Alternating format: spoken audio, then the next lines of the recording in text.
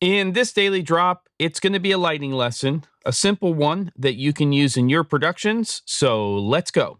Okay, last episode of the week, episode 105, and we're going to jump into set.a.light 3D, one of my favorite apps. And I'm going to show you some stuff in there that may be useful for you when you are going into a space and lighting something. It's just one way of lighting, but there's some things to discuss. So let's jump right in and get to it. All right, so here we are in set.a.light 3D. And this is just a room that I have set up, which if you take a look at it, is on the left-hand side, 20 foot wide by 30 foot long, and the ceiling in this case is 18 feet. You can change any of these parameters that you want. What I'm going to do is take you through this basic setup here. I'm going to be using a little annotation tool called Presentify. I'm testing it out so I can toggle it on and off.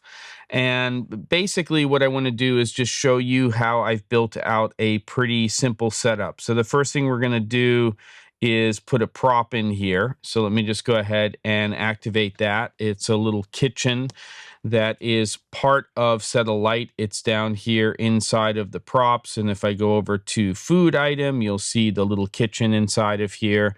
And then I'm going to start to add a couple of people into the scene in terms of talent. So we've got male and a female. And remember, this is about a 30-foot long room here. So in terms of the total length of the room, they're probably, I'm just guessing, somewhere around 8 to 10 feet into the room. And then I'm going to go ahead and add a camera system. Let's take a look at that. When I click on the camera, we can start to get some details about it, both over on the left-hand side and on the right-hand side of the screen. In terms of the type of camera, I have it set to a film camera. If I switch it to photo, it gives me different parameters. So there's a film camera. The crop is a 1.6, so essentially APS-C or Super 35. It's a 16:9 aspect ratio. We're on a 24:105. In my dream scenario, this is the new Canon 24:105 that goes to an f2.8. Right now, though, I'm set to about an 8 in terms of my aperture, 180-degree shutter, 23.98 frames per second. And this stuff does actually matter inside of set.a.light 3D because it's taking into account all of those things when you start to build out an actual image. ISO 800, and we have the camera set to 6,000 Kelvin, and there you have it. Okay, so let's go ahead and talk about lighting here because we know what the camera setup is. And I've got over here one Aputure 600D Pro. So that's daylight. That's under the continuous light section. And I have a second one over here, which is pointed in the other direction. And you'll see why in a minute, and we can have a little bit of a discussion about that. And the reason you're not seeing anything right now inside of the viewing window is because none of the lights are turned on. So all we're really seeing right here is the studio light, which is just for reference for being able to see things. So again, if I turn on Presentify, if you're not seeing that, that's right here. And again, over here, we're not seeing anything basically because there's no lights on in the scene at the moment. So let's go ahead and turn lights on. I'm going to go ahead and turn that first light on that is pointed towards the wall. And let's just go ahead and actually turn it on. And this is just a bounce off of the wall.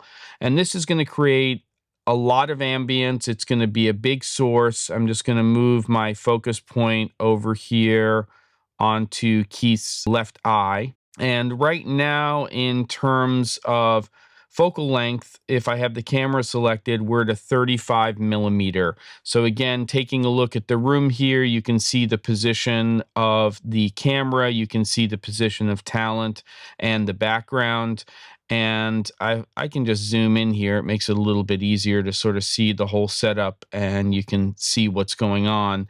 And then if I change my focal length, we can start to take a look a little bit more at what the catch light is looking like. Let's just go ahead and put the focus back here. And you can see the way it's playing off of Talent's eyes if I'm just bouncing off of the wall without doing anything at all. Now, what I'm going to do is get back to that 35 millimeter focal length that we had before. And I'm just going to go ahead and turn on a modifier, which I've added. And this is down here, a diffuser panel. I'm going to zoom out so you can take a look at that and see what it is. And let me just go over into this direction. Such a fantastic application here. And what I have basically is a 6x6 frame. This could be something like Scrim Jim Cine built out. And I have effectively put Magic Cloth on there, which is a great modifier because you can use it both to diffuse and to bounce. If I select the modifier, you'll see that I have put in over here under light reduction 2.5 stops, which is about what you're going to get with Magic Cloth. This is a great material. You can get a 6x6 panel for about $150, $160 US, and having something like that in your kit is very versatile. The one that I have here is a 4x4, but in a room like this, when we're shooting two people, I think it's a little bit better to have a slightly larger modifier. You can see here that we're bouncing off of that modifier. And again, if I go over to my camera and I change the focal length of the camera, and we'll do that right now, now we can start to see sort of that catch light. But it's also important to really look at the space itself. So let me just go ahead and zoom back out, and we can take a look on a wider angle. And you can see as I go wider here, we're starting to feel up here in the top right, we can feel some of that light fixture. So I'd have to, if I wanted to shoot at a 24 millimeter, move that light a little bit if I were lighting this way. But just take a look at the way the shadows are cast, so on and so forth.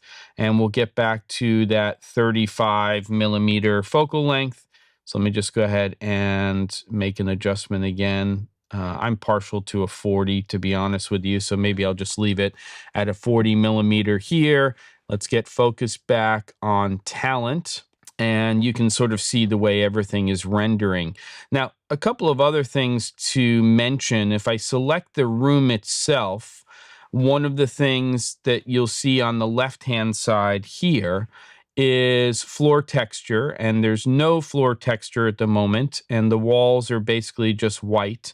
So if I go in and I change the floor texture, it could and should have a little bit of an effect on the overall scene a little bit. It's not going to be huge, but I want you to take a look here at things like the histogram, well, mainly the histogram, as I'm doing things in this area, because we'll start to see some changes to the histogram, which is just here, just below Talent in the viewing window, because as we change things, set.a.light 3D really does a good job of showing you those changes.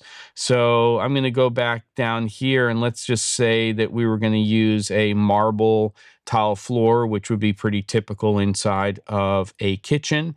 So I'm going to switch to that, and we actually see, because there's going to be more bounce off of the floor with that material, that the histogram changes, our exposure changes, we're getting more bounce off of that floor, it's more reflective. So again, really testament to set.a.light as far as how good it is for this type of stuff. So I'm going to leave the tile floor there. And the other thing that I want you to do now is take a look at this area, which is part of this kitchen. It's this bar that we see. Let me just zoom into it right here and we can take a look at it. It's this reflective bar, but because we're bouncing light at the moment off of this 6x6, we're not seeing a lot of reflection over here in this particular area. All right, so let's go ahead now and we're going to turn off this light and see what happens when we place and turn on the light where we're now going directly through the modifier. So definitely different. Let's take a look at the histogram between the two as well. So that's the original light. There's the histogram and the way the light is being rendered. And now here is the same fixture, same output going through the 6x6. And you can see that there's definitely a difference. And one of the main ones, of course, is what I was pointing out before, which is seeing how we're getting the light coming straight through the modifier and how it's reacting, or how the room is reacting to that light. So I think that's a pretty good way to use an app like this. It helps you figure out if you're lighting in one way or the other, what the advantages or disadvantages might be. I do want to point out that the advantage to shooting this way is that we have more room in the space over here because we don't have a fixture that is in the space. But that might not be worth it because you may prefer what you're getting out of that light fixture going and bouncing into that modifier. So takeaways here, set.a.light 3D is pretty awesome. I'll put a link in the description, and there is a code you can use to save on that app if it's not something you have used before. Magic Cloth is awesome. Lighting is awesome. That's what I've got for you today. We go into episode 106 next week. Don't forget to.